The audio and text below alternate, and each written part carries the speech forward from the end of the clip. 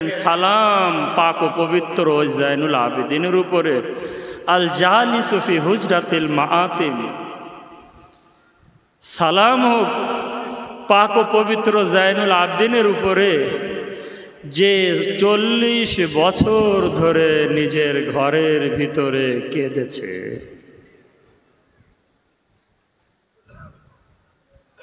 দুটো তিনটে বাক্য শুনে নেন যে কত শতর বাক্য কিভাবে সালাম দিয়েছে।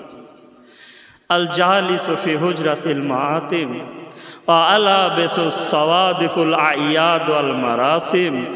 সালাম হোক ওই জাইনুল আবেদিনের উপরে যে খুশির দিনেও সে কালো ড্রেস পরে খুশির অনুষ্ঠানে যেত। আল মজবুহ বিল আসওয়াক।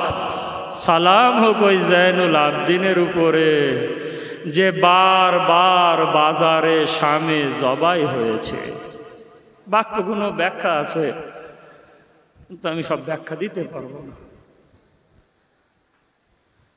সালাম হোক ওই জাইনুল আবেদিনের উপরে আল মনশুর লাহুল লাহমু কাল আওরাক ফিল আসওয়াক, যার শরীরের অংশগুলো বাজারে একটা ছেঁড়া খাতার মতন পৃষ্ঠা পৃষ্ঠা হয়ে পড়েছিল।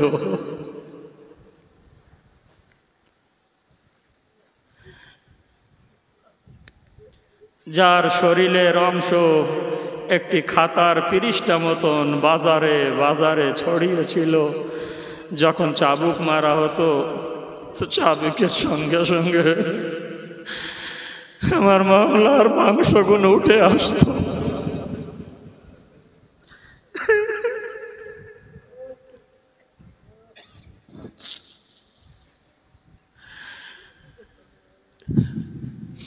আমার মাওলার অংশ ইমামে জাইনুল আবেদিন 40 বছর কেঁদেছে, একটা দুটো দিন না। যখন এক সাহাবী মাদাইন থেকে ইমামের কাছে গেলেন, ইমামের কাছে বসে মাওলা ক্ষমা করবেন, আমি আপনার কাছে জানতে এই কারণে এসেছি যে আপনাদের দুঃখ কষ্টকে সে কায়ামত পর্যন্ত যেসব শিয়ারা আসবে তাদের কাছে পৌঁছে দেব। মাওলা আমাকে ক্ষমা করবেন। মাওলা আমি শুনেছি যে আপনাকে হাতে হাত কড়ি, পায়ে বেড়ি, গলায় খারদাক ত্বক পরানো হয়েছিল। ইমামে জাইনুল আবেদিন কাঁদতে কাঁদতে বলেছিল, দেখ আমার সাহাবী যে মাদাইন থেকে এসেছি, আমি মুখে বলতে পারবো না আমার সঙ্গে কি হয়েছে। ইমামে সাজ্জাদ পিঠ এভাবে উঁচু করে নিজের কাপড় খুলে দেখালেন। ইবনে মানজারে মাদাইন ইবনে মানজার যখন এই দৃশ্য দেখলো, সাথে সাথে দেখে সহ্য না করতে পেরে নিজের কপালকে দেওয়ালে ঠুকতে ঠুকতে পেশানি থেকে রক্ত ঝরছে, বলল, মাওলা আমি পিঠের উপরে গলার উপরে তো কোনো মাংস দেখতে পাচ্ছি না, শুধু হাড় দেখা যাচ্ছে। যারা ওই পিছনে বসে আছে রাস্তার ধারে আওয়াজ উঁচু করবেন, কেন আজ এই বিবারে কারবালা এই অনুষ্ঠানে নিজে হাতে এসেছেন যে আমি 40 বছর কেঁদেছি, দেখি আজ আমার জন্য কে কাঁদে। ইবনে মানজারে মাদাইনি বললেন, মাওলা আমি শুধু হাড় দেখতে পাচ্ছি, মাংস বলে কিছু নেই, মাওলা ক্ষমা করবেন। মাওলা একবার বলুন তো, এই যে কারবালা থেকে কুফা, কুফার বাজার, কুফা থেকে শাম, শামের বাজার এবং শামের জিন্দানে সবচেয়ে কষ্ট কিংবা কোন জিনিস আপনাকে কাঁদিয়েছে জানেন? কি বললেন? বুক ফেটে যাবে। ছোট্ট ছোট্ট একটা দুটো সরু টুকরো বলো, লম্বা মাসায়ের না। একবার আমার বলার কথা বলবো, টুকরোগুলো কিভাবে সান্ত্বনা দেবেন আপনারাই দেবেন।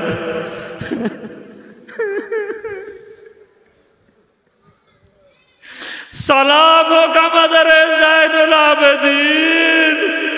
মাওলা সবচেয়ে দুঃখজনক আপনাকে যে কথাগুলো কাঁদিয়েছে, ইমাম বললেন ইবনে মানজারে মাদাইনি শোন, কয়েকটা জিনিস আমার 4 বছরের বোন, আমার আদরের বোন কয়েক জায়গায় আমার কাছে কিছু জিনিস চেয়েছে, কিন্তু আমি পূরণ করতে পারিনি। যখন আমার ওই ছোট্ট বোনের কথা মনে পড়ে তখন আমি খুব কাঁদি।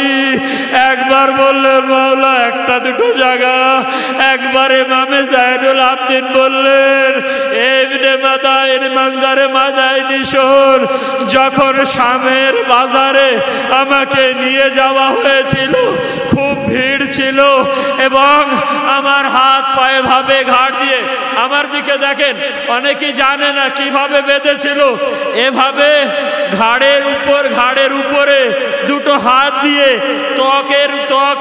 ত্বকের উপরে দিয়ে জঞ্জির দিয়ে বাঁধা ছিল, এমন ভাবে বাঁধা ছিল মাওলা ইমামে সাজ্জাদ যদি নিচু হতেন তো হাত দিতে পারতেন না। কেন বলা হয়েছে ইবনে মানজার অনেক সময় আমার মোহাম্মদে বাকির পড়ে যেত, কিন্তু নিচে হয়ে আমি তুলতে পারতাম না, আমি হাঁটু আগে দিতাম, দেওয়ার পরে আমি তুলতাম। ইবনে মানজার জিজ্ঞাসা করেছি শোন, ওই ভিড়ের ভিতরে যখন আমি আগের দিকে যেতে পারছি না, ওই শিবরে মেলুন একবার চাবুক নিয়ে আসলো, আসার পরে আমার পিঠে মারতে শুরু করলো, আমাকে আগে যেতে বলছে, এত মারা মারছে আমাকে। ওই দূর থেকে আমার ছোট্ট বোন সাকিনা দৌড়ে আসলো, এসে বলল এ শিবির তোর লজ্জা করে না যে তুই সেই কারবালা থেকে কুফা থেকে সব আমার ভাইজানকে এত মারছিস, আর মারিস না আমার ভাইকে। যে এই কথা বলল শিবিরে মেরুন ঘুরে দাঁড়ালো, যেগুলো সাজ্জাদের সঙ্গে করছিল সেগুলো সাকিনার সাথে করছে।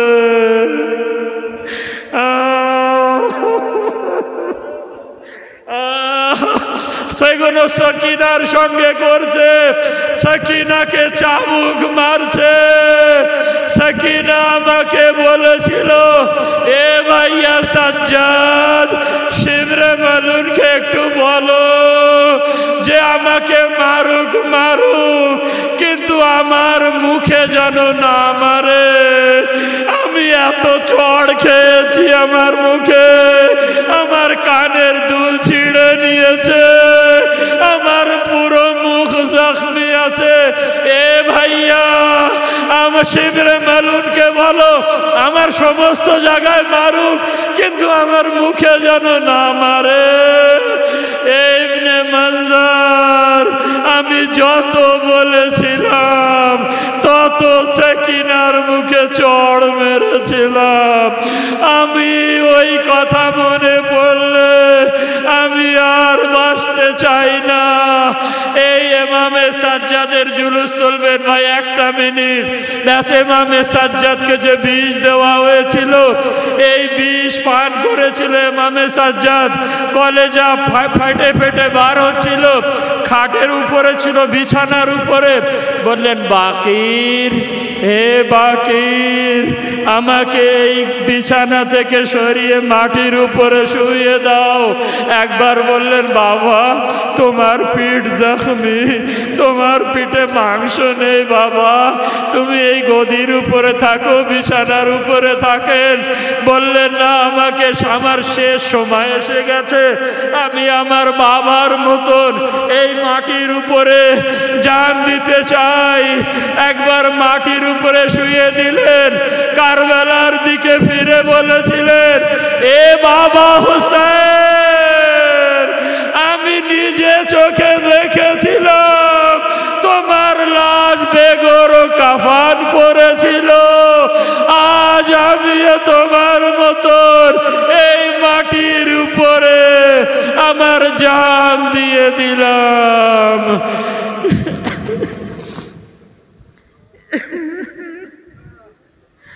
इन्ना लिल्लाहि व इन्ना इलैहि राजिऊन। अरे ज़म्ब कज़ा यही व तस्लीमन ले